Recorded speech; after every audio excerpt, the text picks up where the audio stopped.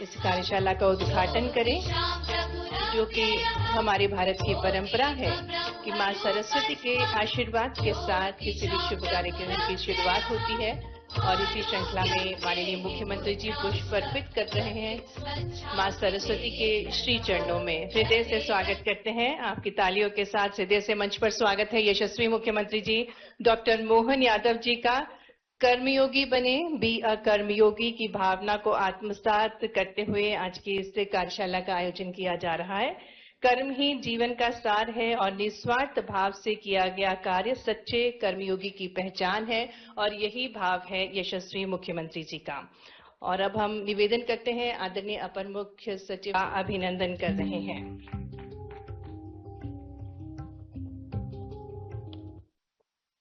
आज अवसर है जब माननीय मुख्यमंत्री जी हम सभी को मार्गदर्शन प्रदान करने के लिए हमारे बीच पधारे हैं, जो कि युवाओं की प्रेरणा है, नारी शक्ति का विश्वास है, अन्नदाताओं के सारथी हैं और गरीबों के मसीहा हैं,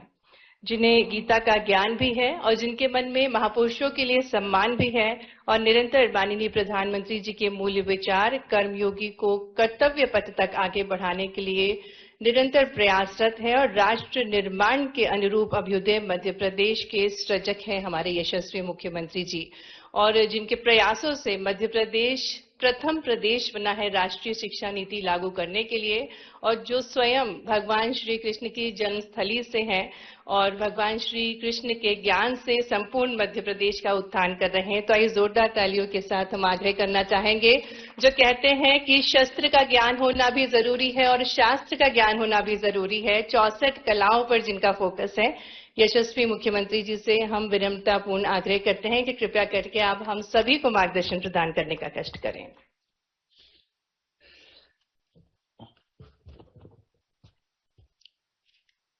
आज के इस कार्यक्रम में मंच पर विराजमान माननीय मंत्री श्रीमान Inder Singh Parmar ji, convener United Consciousness doctor Vikrant Tomar ji Ujjain से भी संबंध है, और आत्मीयता अत्यंत विक्राम जी जब भी देखता हूं तो बार बार मिलने की और बात करने की इच्छा होती है। इस अवसर पर कुलगुरु शांति श्री धुलपड़ी जी, आपका भी अभिनंदन है। और हमारे बीच सीबीएसई मिशन कर्मयोगी के इस आयोजन के लिए आज खास तौर पे हमारे बीच पधारे डॉक्टर बाला सुब्रमण्यम जी, आपका भी अभिनंदन, स्वागत। मंच पर उपस्थित अनुपम जी, प्रबल सिपाहा जी, नवनीत कोठारी जी और आप सबको नमस्कार। हम सब आज जिस दौर से गुजर रहे हैं, ये वास्तव में अद्भुत समय है। यशस्वी प्रधानमंत्री श्रीमान नरेंद्र मोदी जी के नेतृत्व में 10-12 साल में देश कितने क्षेत्रों में बदलाव ला सकता है, क्या क्या कर सकते हैं, कितने प्रकार से हमारी अपनी मूल चीजों को पा सकते हैं। कदम कदम पर, हर दिन, हर पल, हर समय ऐसे कई चीजों के आधार पर देश दुनिया के सामने एक नई पहचान गढ़ रहा है। मुझे इस बात की प्रसन्नता, हमारी शिक्षा नीति 2020 के बाद से जो एनईपी लागू हुई है और जिस तरह से उस पर आगे बढ़ने के निर्णय हुए, ऐसे में आज के समय पे ये कर्मयोगी बने जो भाव है, इस शब्द में सब कुछ आ गया है। ये हमको 5000 साल पहले भगवान कृष्ण के काल से भी जोड़ देता है, गौरवशाली विरासत से भी जोड़ता है। आज के परिप्रेक्ष्य में दुनिया के अंदर अगर हम दृष्टि डालें तो जो संपन्न देश है, सक्षम देश है, उनकी संपन्नता, सक्षमता वो सबके सामने है, लेकिन वो अपनी संपन्नता, सक्षमता को बनाए रख करके क्या चाह रहे हैं, क्या करना चाह रहे हैं, कैसे बढ़ना चाह रहे हैं, ये उनके सामने खुद के प्रश्न, अंदर के भी उनके यक्ष प्रश्न बड़े बड़े देशों के सामने भी है। क्योंकि आगे बढ़ना और बढ़कर के जीवन को सार्थक करना, ये सार्थकता की दृष्टि का अंदर का अंतर्मन जिसके भाव में समझ में आ जाए कि वो जियो और जीने दो वाला हो, वो हमारे सर्वे भवंतु सुखिना वाला हो, हमारे को हजारों साल से जिस कारण से देश की विरासत पे दुनिया गर्व करती थी, तक्षशिला नालंदा से लेकर के तमाम उस दौर के अंदर जब दुनिया के अंदर भारत का मान सम्मान बढ़ता था, वो उस पे ले जाना चाहती है। तो ऐसे में आज के इस दौर में एक को परास्त करके दूसरा आ जाए, दूसरा परास्त कर तीसरा आ जाए। फर्क उनके साथ कुछ पड़ने वाला नहीं, क्योंकि वो केवल अपनी हम सुपर पावर है इतने अहंकार भर से काम चलता हो तो जरूर चले। लेकिन आज के इस दौर में बड़ा आनंद भी आ रहा है कि माननीय मोदी जी के नेतृत्व में हमने कदम कदम पर उस चीज को महसूस किया, जैसे अभी कोविड के काल में देखा था कि हमने जब दवाई का आविष्कार किया तो अपने राज्य को, अपने देश को भी बचाया और हम पे निर्भर बाकी लोगों को भी मदद करके आगे बढ़े। ऐसे में शिक्षा नीति के बलबूते पर जब हम अपने विद्यार्थियों की नई फौज तैयार करते हैं तो शिक्षा नीति की दृष्टिकोण की जो अनिवार्यता है, शिक्षा काय की, शिक्षा कैसी, और शिक्षा के लिए हमारे पुराने और वर्तमान के दोनों के दायरों में समरूपता कैसे आ जाए, वो सूत्रबद्धता कैसे हो। मुझे इस बात की प्रसन्नता है, जब शिक्षा नीति का विषय चला, नई शिक्षा नीति का, तो मध्य प्रदेश सबसे पहले आगे बढ़ा और उसने अंगीकार किया माननीय मोदी जी के उस भाव को, जिसके आधार पर हमने इन सारी बातों को लिया। जैसे उदाहरण के लिए अगर अपन देखें, ये अभी केवल हमने अपने पदनाम से कितना कुछ पा लिया है। हमने कहा कुलपति को कुलपति क्यों कहना है, कुलपति को कुल गुरु कह दो, है कुछ भी नहीं। वाइस चांसलर अंग्रेजी में बोलेंगे, लेकिन कुल गुरु कहते ही जैसे ही हमने गुरु की कल्पना की तो गुरु का अर्थ दुनिया में पता नहीं कैसे लेंगे, लेकिन हमारे यहाँ तो इसको संधि विच्छेद करेंगे। तो अंधेरे से प्रकाश की ओर ले जाने वाला मार्ग बताने वाला व्यक्ति को गुरु कहा गया है। तो वो ऐसे में कुल गुरु, तो कुल गुरु वो पूरे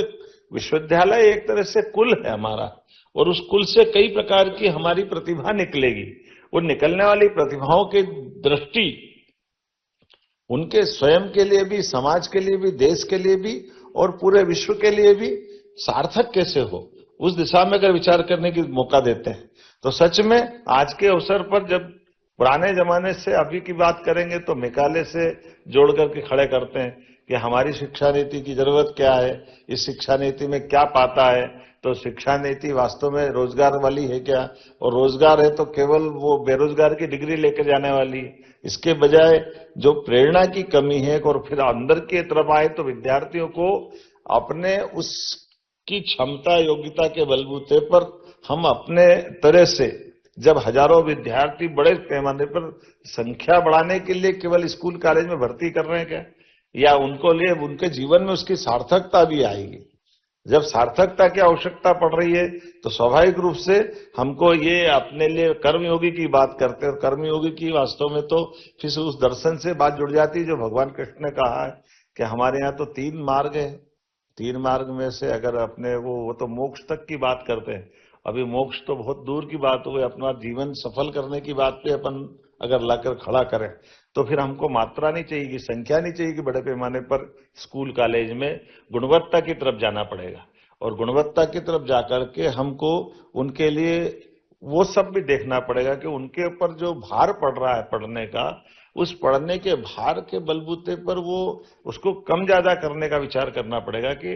कई बार मैं भी सोचता हूं, मैं अपना अनुभव बताता हूं, मैंने अपना कृषि आधारित गांव की व्यवस्था, मंत्री जी भी उसी लाइन के, खेती किसानी वाले लोग हैं, आकर के बीएससी करने आए, और बीएससी करने के बाद मैं आज तक नहीं समझ पाया, वो बॉटनी भले ही पढ़ लिया लेकिन मेरे खेत पे वो क्या काम आई मुझे आज तक नहीं मालूम, काहे के लिए पढ़ा मैं आज तक नहीं समझ में आया। और ऐसे के ऐसे सभी क्षेत्रों में समान रूप से वो केमिस्ट्री भी पढ़े, जूलॉजी, जियोलॉजी सब पढ़ लिए, लेकिन उसका अब मेरे पिताजी का बड़ा अच्छा फंडा था। जब मैं अपने हायर सेकेंडरी तरफ बढ़ने लगा 8वीं के बाद, तो उन्होंने कहा बेटा तुम क्या करोगे, वो ज्यादा पढ़े लिखे नहीं थे, तो मैंने कहा मैं बीएससी करूंगा, ये करूंगा। तो उन्होंने कहा ये क्या होती है मुझे नहीं मालूम, तो एक काम कर, तू ये अपनी तो दुकान है, इसको दुकान को चलाने की जवाबदारी तुम्हारे लिए दे देता हूँ कि ये अपनी चाय पानी और नाश्ते की दुकान है। तो मैंने इससे क्या होगा, बोले इससे ये होगा कि तू पढ़ तो पढ़, नहीं पढ़ तो कम से कम जिंदगी तो चल जाएगी तुम्हारे काम धंधे से, इतना ही बहुत है हमारे पास में। कल को अपना बच्चा घर में अपने पैरों पे खड़ा हो जाए, किसी के आगे हाथ फैलाने की जरूरत नहीं। अब ये अलग बात है कि उनके अपने कंसेप्ट से उनने खेती किसानी करते करते, अब व्यक्ति अगर पढ़ रहा है तो पढ़ते पढ़ते उनको उनके एंगल से सोचता हूं, तो उनने ये कहा कि पढ़ने से हो सकता है इसका जो कुछ विकास होना हो जाएगा, क्योंकि न तो उनने सोचा ना मैंने सोचा, नौकरी का दो ही के दिमाग में नहीं आया। तो ये जो हमारे अपने ऑटोनॉमस जीवन की जो पद्धति थी कि खेती किसानी वाले परिवार में कोई नौकरी की कल्पना ही नहीं करता है। उन्होंने कहा नहीं तुमको ये करना कर लो, लेकिन ये अपने काम धंधे 2 पैसे आमदनी का रास्ता भी निकालो। तो जहां जिसकी आवश्यकता है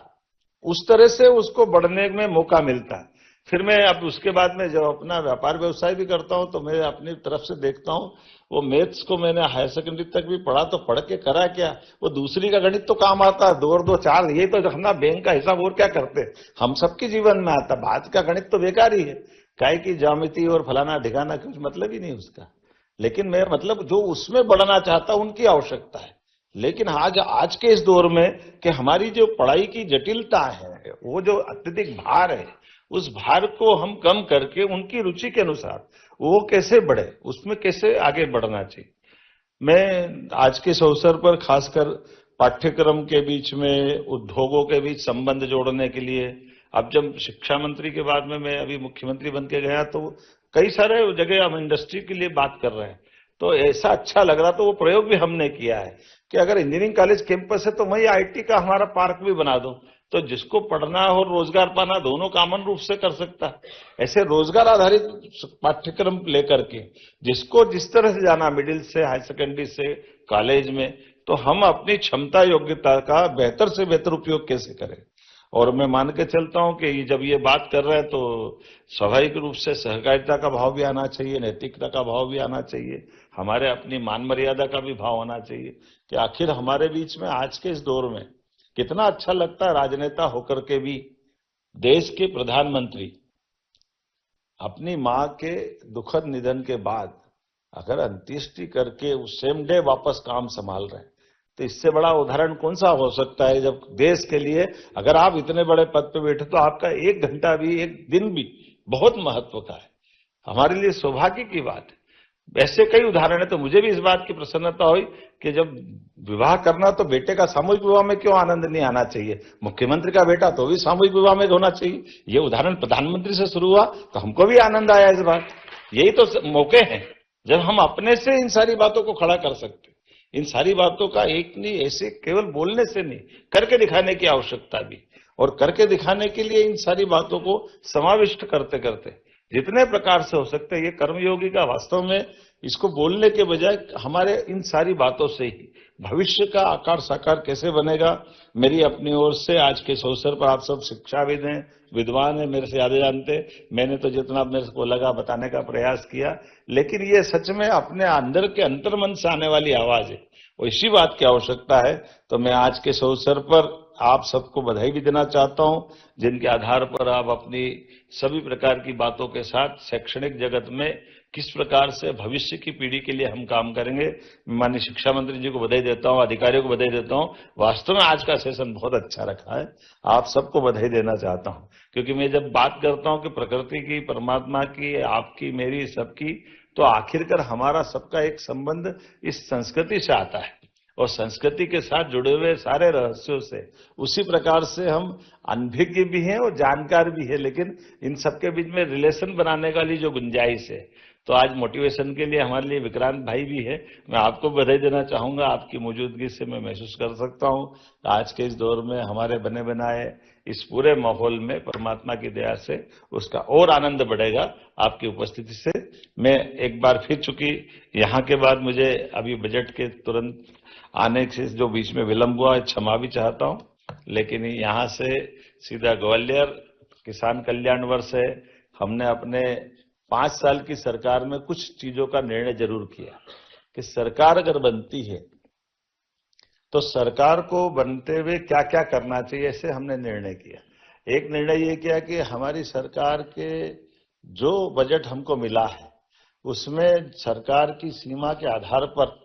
5 साल के अंदर इसको डबल करेंगे। जो जीएसडीपी हमारी है, हमारे संसाधन में अगर बैठने के बाद अगर हमको वो लक्ष्य का वो आनंद नहीं आया तो फिर क्या फायदा। और क्रमशः चरणबद्ध रूप से इनको 5 टुकड़ों में हमने हिस्से बांधा, और उसमें भी एक पार्ट ये लिया कि एक एक वर्ष एक चीज पे फोकस करते। जैसे ये किसान कल्याण वर्ष हमारा होने वाला है, तो किसान कल्याण वर्ष में केवल एग्रीकल्चर डिपार्टमेंट नहीं, कृषि से जुड़े हुए अर्थात ग्रामीण अर्थव्यवस्था को प्रभावित करने वाले 16-17 विभागों का एक साथ टारगेट तय किया, उसमें मछली पालन से लेकर पशुपालन तक, हॉर्टिकल्चर से एग्रीकल्चर तक सारे सहकारिता भी उसी का हिस्सा है। और समग्र रूप से हमारे लिए दूध उत्पादन भी बढ़े, मत्स्य पालन भी बढ़े, सभी प्रकार के किसानों की आय बढ़ाने के लिए जो जो हो सकता है, इरिगेशन का एरिया भी बढ़े, हमारा खास करके बिजली का उत्पादन बढ़े, बिजली में भी किसान आत्मनिर्भर हो, बिजली में सोलर पंप लगाए अपने खुद के खेत पर। तो ऐसे कई प्रकार के चीजों को लेकर के पूरे वर्ष के कार्यक्रम बने। तो आय जब हम डबल करने की बात करते हैं तो स्वाभाविक रूप से उसका लाभ मिलेगा। आज उम्मीद कर रहे हैं कि इन सारी बातों के साथ हमने एक विषय ये भी रखा है कि एग्रीकल्चर को, जैसे मेरे को कष्ट था, मुझे इस बात की प्रसन्नता है, हमारे सामान्य विश्वविद्यालय में भी कृषि संकाय को भारत सरकार के मापदंडों के आधार पर विश्वविद्यालय महाविद्यालय में खोलने का प्रयास किया है। और इसी के आधार पर और भी ऐसे बहुत सारे रोजगार परक, जैसे अभी की दिशा में मैं विचार करता हूं कि आज की स्थिति में पीएम मित्र पार्क जो कपास आधारित हमारे धागा बनाना, कपड़ा बनाने का सबसे बड़ा एक इंडस्ट्रियल पार्क बन रहा है, जिसमें 3 लाख लोगों को रोजगार मिलेगा। लेकिन अब जब हमारा पार्क का भूमि पूजन, लोकार्पण सब करा दिया और निर्माण की स्थिति में पहुंच गए, लेकिन उसके लायक बच्चे तैयार करा दें, उनको कोर्स मिल जाए, ये हमारा संस्थान खड़ा हो जाए, ऐसे हर एक इंडस्ट्रियल क्षेत्र में बड़े पैमाने पर डिमांड है। तो ये हमारे पास इस प्रकार के जो आपके स्कूल कॉलेज से निकलने वाले भविष्य के बच्चे उनके लायक बनते जाए, तो यहीं कहीं रोजगार मिल जाए। मुझे प्रसन्नता है आप इन सारी बातों का विचार करते हुए, खास करके आपका तो इस जो टाइटल ही इतना बढ़िया है कि सुन के मजा आ गया। अब ये योगी उपयोगी बनेगा, कर्मयोगी योगी बनेगा, वास्तव में मैं आपको बधाई देता हूं। बहुत बहुत धन्यवाद। बहुत बहुत धन्यवाद माननीय मुख्यमंत्री जी आपके मार्गदर्शन के लिए। और अब मैं आभार हेतु आमंत्रित करती हूं उच्च शिक्षा विभाग के आयुक्त श्री प्रबल जी को कि वे आभार प्रस्तुत करें।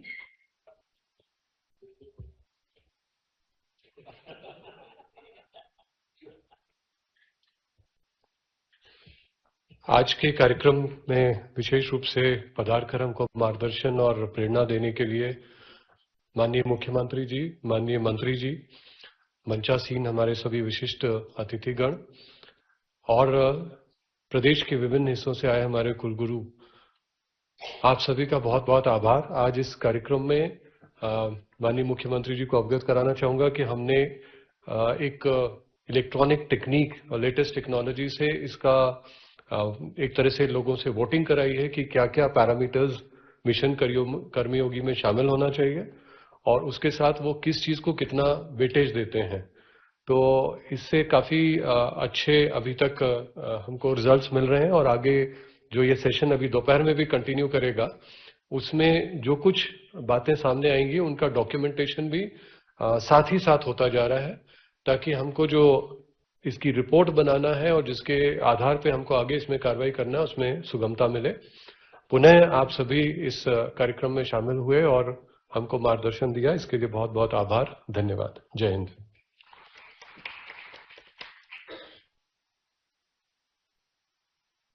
माननीय मुख्यमंत्री जी आपके मार्गदर्शन के लिए और